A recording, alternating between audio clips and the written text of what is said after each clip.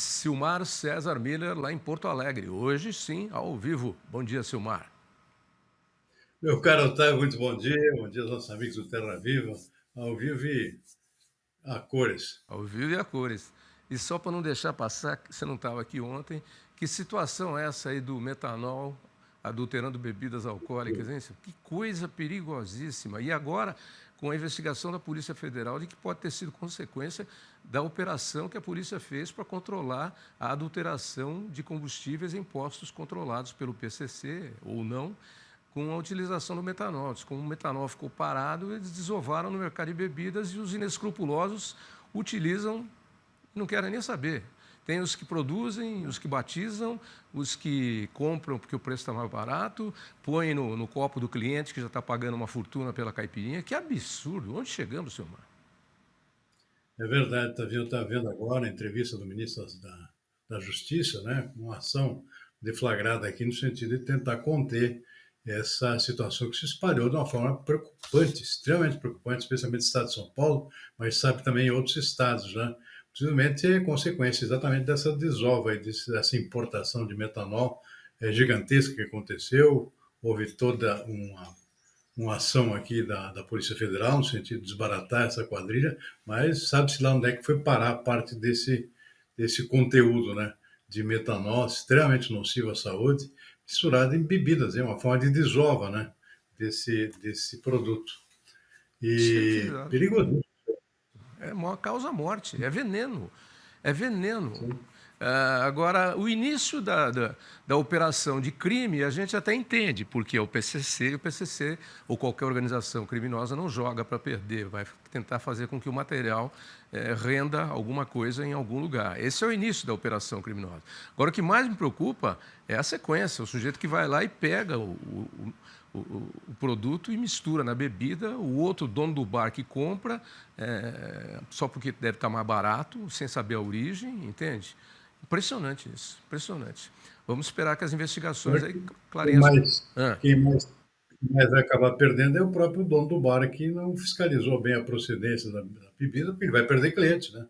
Muita gente vai deixar de tomar o seu coquetelzinho lá naquele bar preferido, né? O que é lamentável também. Mas não Vai é, desemprego. mas não é questão de não fiscalizou direito a origem da bebida.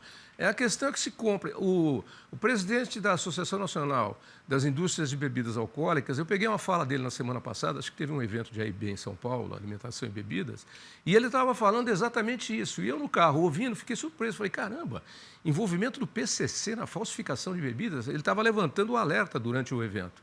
E olha a bomba que É. explodiu aí. Ou seja, já estava circulando alguma coisa. Como é que alguém vai comprar? Se você compra de uma, não vou dar nome aqui, mas de uma grande produtora, você está comprando um produto com origem correta. É isso, de alguém que está vendendo com nota fiscal e tudo. Agora está comprando de forma clandestina, é uma irresponsabilidade e crime.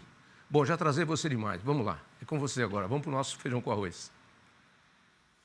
Vamos lá, Tavinho. Mercado financeiro é relativamente calmo hoje, o dólar apenas com leve queda de 0,1% agora há pouco, R$ 5,31 a cotação da moeda americana. Mercado de ações com índice Bovespa em alta de 0,5%. Petróleo caiu bastante ontem, segue caindo hoje, 1,3%, em perspectiva aqui de retomada do aumento da produção pelos países da OPEP a partir do próximo mês, um dos fatores aí que determinou uma queda nos preços. Tem também a perspectiva aí de paz no Oriente Médio, negociações em andamento nesse momento, que também acabam ajudando a dar uma enfraquecida nos preços do combustível, que subiram bastante nos últimos dias, por conta de outros fatores, chegaram a bater acima dos US$ 70 o barril, agora o produto está na faixa dos US$ 66, o tipo Brent, que é a referência para o mercado internacional. Mercado de commodities agrícolas com predominância de quedas na manhã de hoje, pelo menos até agora, preço dos grãos em Chicago todos em queda, trigo caindo 0,2%, milho menos 0,3%, soja menos 0,4%, na Bolsa de Nova York também predominância de quedas, algodão está estável nesse momento. Cacau cai 3,1%, açúcar também, menos 0,6%, suco de laranja, menos 0,3%. Só algodão e café na contramão, subindo um pouquinho. Algodão alta de 0,3%, café arábica 0,3%. Café robusto em Londres com alta de 0,7%. E o boi gordo no mercado futuro da B3 também caindo um pouquinho, 0,1% nesse momento, a cotação do boi aqui no mercado de São Paulo. Tavinho. Bom, vamos lá direto para a taxa de desemprego, que ficou em 5,6% no trimestre, encerrado em agosto, segundo o PNAD Contínua, que é a Pesquisa Nacional por Amostra de Domicílios, divulgada hoje pelo IBGE. O resultado repetiu o percentual registrado no trimestre encerrado em julho, quando a taxa de desocupação atingiu o menor nível da série histórica do Instituto Brasileiro de Geografia e Estatística, iniciado em 2012. No trimestre encerrado em maio, a taxa era de 6,2% e de 6,6% no mesmo período de 2024. Com o resultado, são 6,1 milhões de pessoas desocupadas no país no trimestre até agosto deste ano, o menor contingente da série histórica, recuando 9%, menos 605 mil pessoas frente ao trimestre até maio. Em relação a 2024, a queda foi de 14,6%, ou 1 milhão de pessoas. A população subutilizada reduziu para 16 milhões de pessoas, caindo 6,2% na comparação trimestral e 11,8% na comparação anual. Já o contingente de pessoas ocupadas chegou a 102,4 milhões no trimestre, alta de 0,5% em relação ao trimestre até maio, e de 1,9% frente ao mesmo período de 2024, se mantendo no patamar mais alto da história, de 58,1%, puxado pelo recorde na quantidade de empregados no setor privado, de 52,6 milhões de pessoas. A taxa de informalidade foi de 38% da população ocupada, contra 37,8% no trimestre anterior e 38,9% no trimestre encerrado em agosto do ano passado. O aumento na informalidade foi observado no trabalhador por conta própria sem CNPJ, que chegou a 19,1 milhões de pessoas. Bom, Silmar, vou te pedir para esperar só um segundinho antes de comentar isso, porque tem um outro assunto ligado a isso, só que aqui é na agropecuária brasileira, que essa perdeu 2,6 mil vagas de emprego no mês de agosto e foi o único setor com saldo negativo no país. Segundo dados do Cadastro Geral de Empregados e Desempregados do Ministério do Trabalho e Emprego, o resultado diverge com o desempenho geral do mercado de trabalho, que criou 147 mil postos no mês passado. O destaque negativo foi para as lavouras, com o café sendo o principal responsável pelo impacto, com cerca de 10,3 mil empregos a menos. Já o cacau, uva e a laranja foram algumas das produções que tiveram um bom desempenho, com mais contratações do que demissões. As lavouras temporárias, como cana-de-açúcar, cereais, algodão e soja, tiveram em torno de 27,6 mil admissões e 22,6 mil demissões, com a criação de mais de 4 mil vagas formais. No setor de pecuária, tiveram 23,5 mil novas contratações e 22,2 mil demissões, com 1,3 mil novos empregos com carteira assinada. Juntei tudo aí que é para ganhar tempo. Aí a gente mata dois coelhos numa cajadada só, ou mata a cobra e mostra o pau.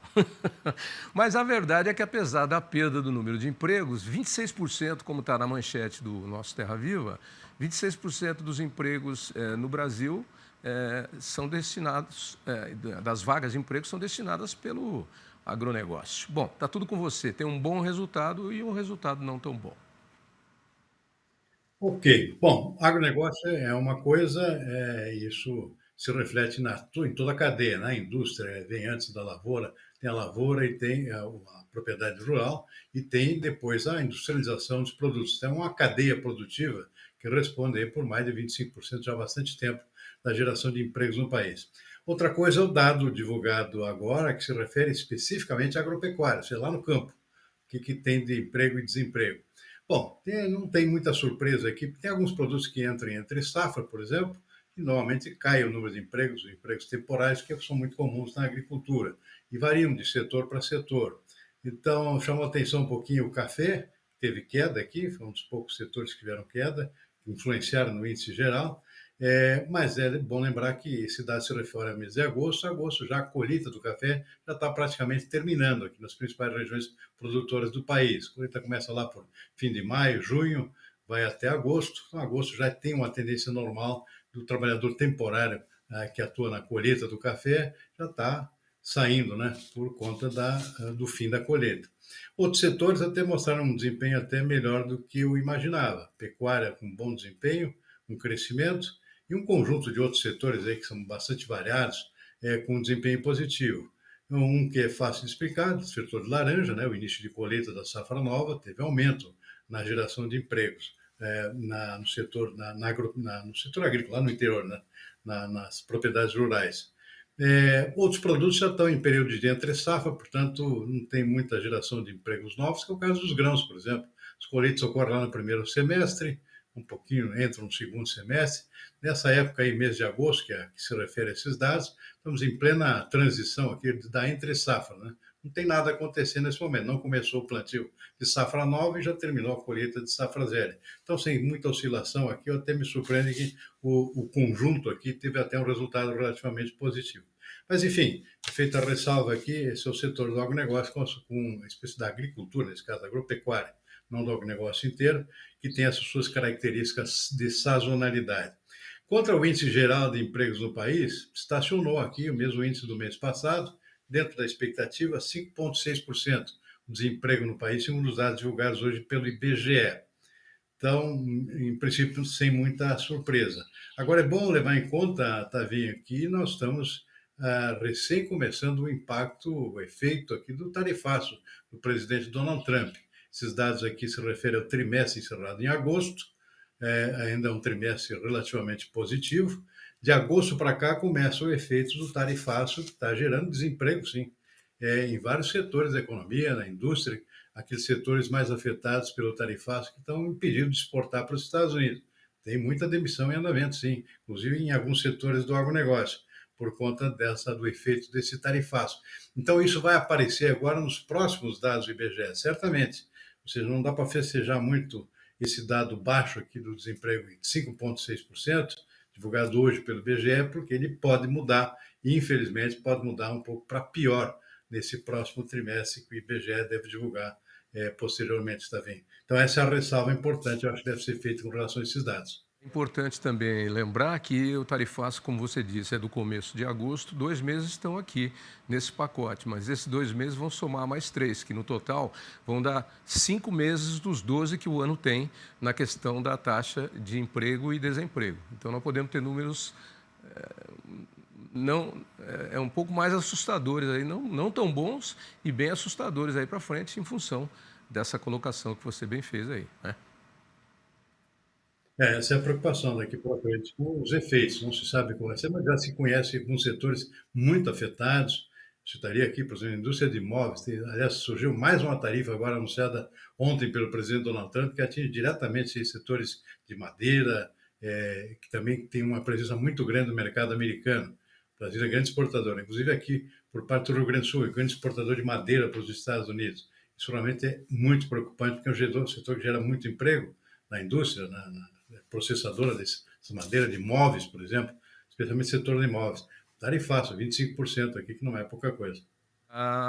Lembrando que a indústria moveleira brasileira já estava em crise por conta das grandes redes distribuidoras aí de vendedoras de imóveis, que a gente tem informações que muitas até não estão pagando o que compraram, ou até compraram e depois não entregaram a clientes. Enfim, há todo um barulho aí nesse mercado do varejo que vende imóveis, da grande indústria moveleira brasileira. Então, agora com mais uma tarifa do Trump em cima da madeira, maior e menor em cima dos móveis, mas é mais uma tarifa.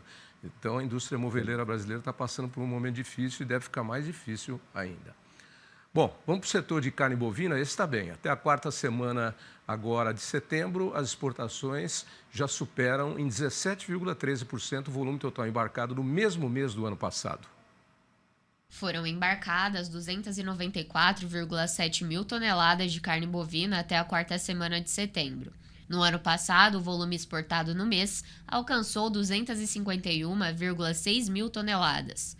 No comparativo mensal, o volume exportado teve um avanço de 9,76%, frente ao total embarcado em agosto deste ano, que foi de 268,5 mil toneladas. O faturamento para a carne bovina na quarta semana de setembro ficou em 1 bilhão e 654 milhões de dólares, valor acima do alcançado no mesmo mês de 24, que foi de 1 bilhão e 135 milhões de dólares. O volume total exportado neste mês será divulgado dia 6 de outubro pela Secretaria de Comércio Exterior. Segue a boiada brasileira pelo mundo, apesar do tarifaço do Trump. Mar. Que boa notícia é essa? Sem dúvida nenhuma. Vamos ter rapidamente um recorde de exportação, ultrapassando os 300 mil toneladas. Já estava em 296 aqui antes de terminar o mês, com preços médios mais altos, inclusive, o que é a melhor notícia ainda. Portanto, isso chama atenção, porque já é o segundo mês do tarifaço, no caso aqui de carne bovina. Agosto já foi um mês muito bom em termos de exportações, mesmo com o impedimento das exportações para os Estados Unidos, e setembro repetindo a dose, até melhor que agosto, né? Mesmo com a continuidade das limitações de exportação para os Estados Unidos. Significa que o setor está conseguindo furar essa brecha do tarifaço americano, conseguindo novos mercados, além daquilo que eu já comentei em outra oportunidade, que é a possibilidade aqui de alguma triangulação com exportações. A gente tem visto aqui muita exportação para a Argentina, para o Uruguai, Paraguai, e são países que estão exportando para os Estados Unidos, principalmente carne brasileira, né? Essa é a especulação que se faz no mercado. Essa triangulação acaba acontecendo aí, permitindo um aumento expressivo aqui das exportações brasileiras, talvez por vias indiretas, inclusive para o mercado americano. Mas o fato é que outros mercados se abriram também, carne bovina brasileira sempre muito bem recebida em qualquer mercado, tem abertura de mercados novos, é o caso da Indonésia, por exemplo. Tudo isso remete à possibilidade que nós vamos fechar o ano com um recorde de produção, de exportação e, sobretudo, com preços médios muito bons. Pois é, Silmar, e é bom nem falar nesse negócio da triangulação aí, porque o Trump tem espiões por tudo quanto é lado aí. Se ele ouve a gente comentando isso aqui, tem que usar a fala daquele personagem do Chico Anísio, lembra? Que falava para a mulher dele, calada, calada! Na verdade, não tem nada de demais, porque o que acontece? A Argentina, por exemplo, está exportando para cobrir aquilo que o Brasil não estava cobrindo, né? Os Estados Unidos. O que acontece? Começou a faltar carne no mercado argentino. Então, o Brasil está exportando para a Argentina. Está tudo tranquilo. A Argentina está importando mais carne bovina brasileira. Não tem nada de ilegal nisso, né? Porque exportou mais. Os Estados Unidos. Então, uma coisa cobriu a outra, né? Então, não é que o Brasil esteja exportando carne diretamente para os Estados Unidos, mas, de uma forma indireta, é o que está acontecendo. Só que a carne argentina é que está chegando lá. Pois é, e se a Argentina mandar carne brasileira, não temos nada a ver com isso, nós estamos exportando para a Argentina, que a Argentina faz com a nossa carne, se quer fazer almoço, bife ou churrasco, tudo bem, se não quer vender para outro, que venda, não é problema nosso, não temos controle sobre isso. Silmar, obrigado aí pelas informações dessa terça-feira, amanhã a gente volta a conversar. Abraço, amigo. Valeu, Tavinho, boa tarde para você e toda a turma aí. Até amanhã. Ok, vamos lá.